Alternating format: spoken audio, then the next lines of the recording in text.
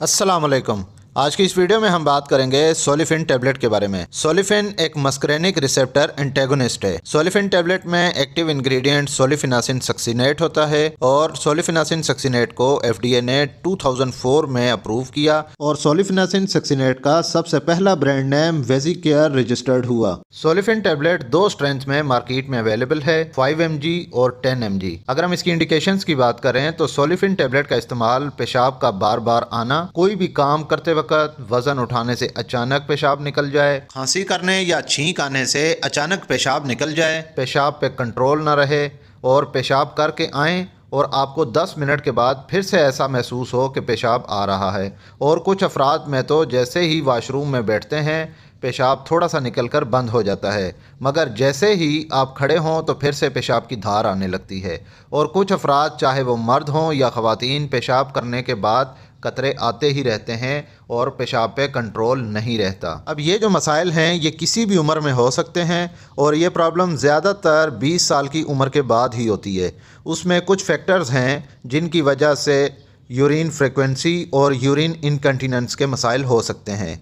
अब किसी भी काम काज या एक्सरसाइज के दौरान या दफ्तर में बैठे हों या सख्त सर्दी या बहुत ज़्यादा मसरूफियत की वजह से मुसलसल पेशाब रोके रखना और अगर पेशाब की हाजत महसूस हो तो 2-2, 3-3 घंटे तक वाशरूम न जाना, जिससे हमारा जो ब्लैडर है, मसाना है, उसके पट्टे कमज़ोर होना शुरू हो जाते हैं।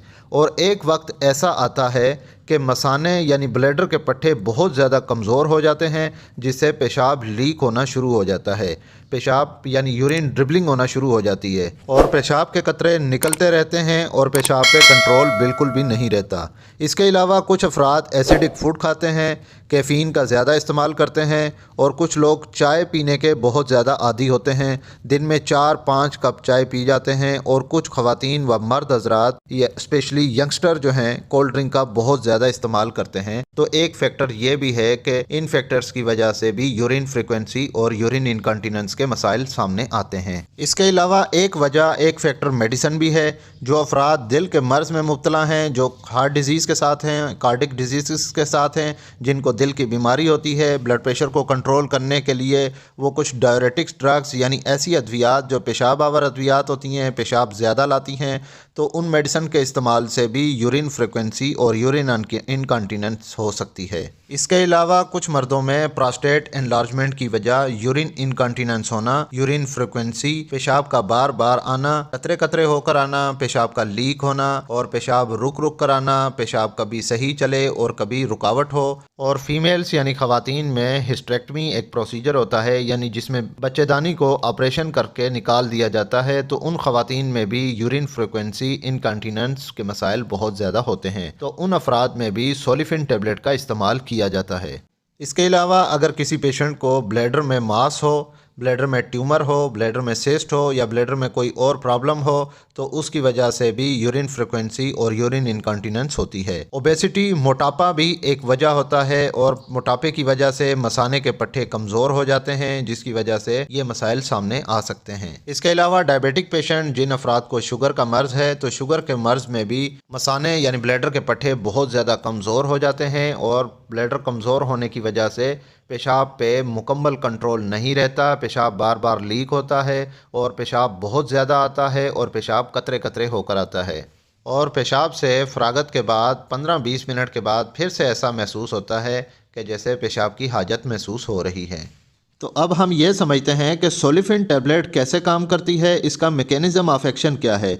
तो सोलिफिन एंटी स्पाज्मोडिक ड्रग है। ये हमारी बॉडी में स्मूथ मसल्स पे काम करती है। हमारी बॉडी में जो ब्लैडर में स्मूथ मसल वाल होते हैं उनकी कंट्रैक्शंस को ये इनहिबिट कर देती है, उनको रिलैक्स कर देती है, जिससे यूरिन इनकॉन्टिनेंस और यूरिन फ्रिक्वेंसी के प्रॉब्लम्स सॉल्व हो जाते हैं।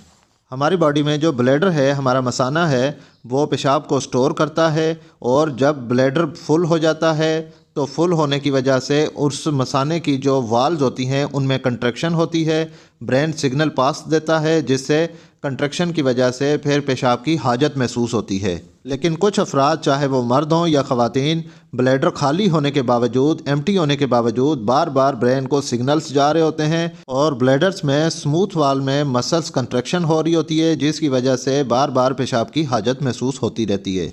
तो सोलिफिन टैबलेट उन मसल कंट्रैक्शंस को प्रिवेंट करती है जिससे पेशाब की हाजत नॉर्मल हो जाती है। अब हम बात करते हैं कि सोलिफिन टैबलेट का डोज किस तरीके से लिया जाए और इसको इस्तेमाल करने का बेहतरीन तरीक़ेकार क्या है। तो सोलिफिन टैबलेट का इस्तेमाल एडल्ट्स यानी कि बालिग अफराद में किया जाता है, और अगर बच्चों में सोलिफिन का इस्तेमाल किया जाए तो सोलिफिन सिरप का इस्तेमाल किया जाता है। न्यूनेट्स यानी कि ऐसे बच्चे जो नौज़ायदा बच्चे हैं, नौज़ायदा बच्चों में सोलिफिन का इस्तेमाल नहीं किया जाता। तो सबसे पहले हम बात करते हैं सोलिफिन टैबलेट का एडल्ट डोजेज, यानी ऐसे अफराद जो बालिग हैं। तो बालिग अफराद में जो इनिशियल डोज़ है, जो शुरुआती डोज़ स्टार्टिंग डोज़ लिया जाता है, वो 5 mg पर डे, यानी एक गोली 5 mg की दिन में एक बार इस्तेमाल करनी होती है। उसके बाद पेशेंट को ऑब्ज़र्व किया जाता है, उसकी अलामात ऑब्ज़र्व की जाती हैं। एक हफ़्ते तक मुकम्मल ऑब्ज़र्व करने के बाद अगर ज़रूरत पड़े तो ज़रूरत के मुताबिक डोज़ को इंक्रीज़ किया जाता है, और 10 mg की एक गोली रोज़ाना भी इस्तेमाल की जा सकती है। सोलिफिन टैबलेट को 1 महीने से 2 महीने तक मुसलसल इस्तेमाल करनी चाहिए। अगर फिर भी सिम्टम्स आती हों, यानी कि प्रॉब्लम सामने आती हो, तो अपने डॉक्टर से रुजू किया जाए।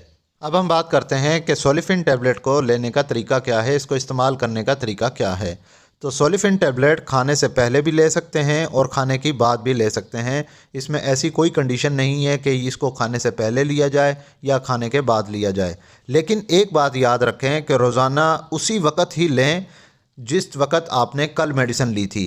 एक मिसाल से, अगर आज आप सुबह 10 बजे या दिन में 12 बजे या शाम में 4 बजे इस टैबलेट का इस्तेमाल कर रहे हैं, तो इस बात को भी आप यकीनी बना लें कि आज अगर आपने शाम 4 बजे ये मेडिसिन ली है, तो आप अगले दिन भी शाम 4 बजे ही इस मेडिसिन का इस्तेमाल करें।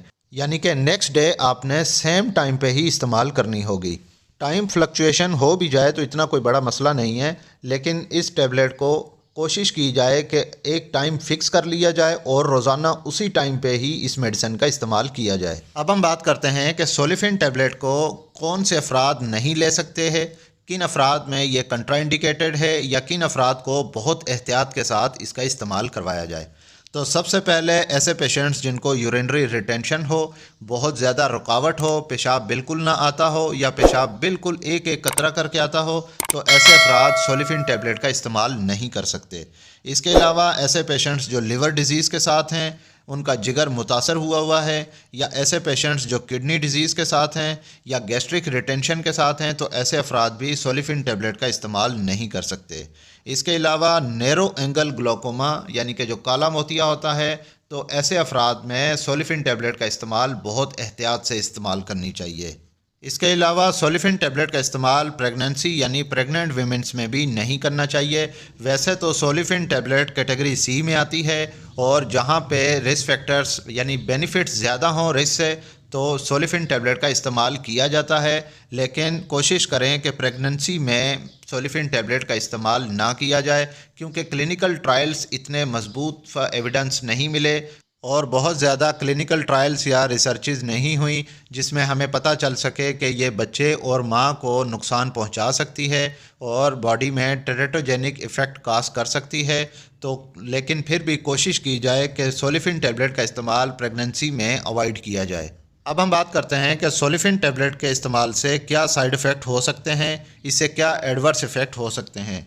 तो सोलिफिन टैबलेट के इस्तेमाल से अक्सर अफराद में ड्राई माउथ यानी मुंह का बहुत ज़्यादा खुश्क होना और मेमोरी डिस्टर्बेंस हो सकती है। इसके साथ काफ़ी चीज़ें कभी भूल जाना और कभी याद आ जाना, और ये मेमोरी डिस्टर्बेंस का प्रॉब्लम हो सकता है। इसके अलावा कुछ पेशेंट्स में पेरिफेरल एडिमा हो सकता है, जिसमें पाँव की तरफ सूजन हो सकती है। और इसके अलावा कुछ पेशेंट्स में डिजीनेस, जिसमें सर चकराना और हेडेक की प्रॉब्लम हो सकती है। और कुछ पेशेंट्स में ब्लर्ड विजन, जिसमें आँखों का धुंधलापन, नज़र सही ना आना।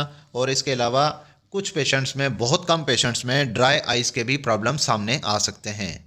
मेडिसिन के जितने भी साइड इफ़ेक्ट्स होते हैं, ये ज़रूरी नहीं है कि एक पेशेंट में तमाम साइड इफ़ेक्ट्स होना लाजमी है। इनमें से कोई भी एक साइड इफ़ेक्ट्स हो सकता है। ये वीडियो आपको कैसी लगी कमेंट करके लाजमी बताइएगा। इस वीडियो को लाइक कीजिएगा, और अगर आप मेरे चैनल पे नए हैं और मज़ीद ऐसी वीडियोस देखना चाहते हैं तो मेरे इस YouTube चैनल मेडी हेल्थ एंटरप्राइजेज़ को सब्सक्राइब कर लें और साथ ही बेल आइकन का बटन ऑन कर लें, ताकि हर नए आने वाली वीडियो का नोटिफिकेशन आपको मिल सके। तो मिलते हैं नेक्स्ट वीडियो में, तब तक के लिए अल्लाह हाफिज़।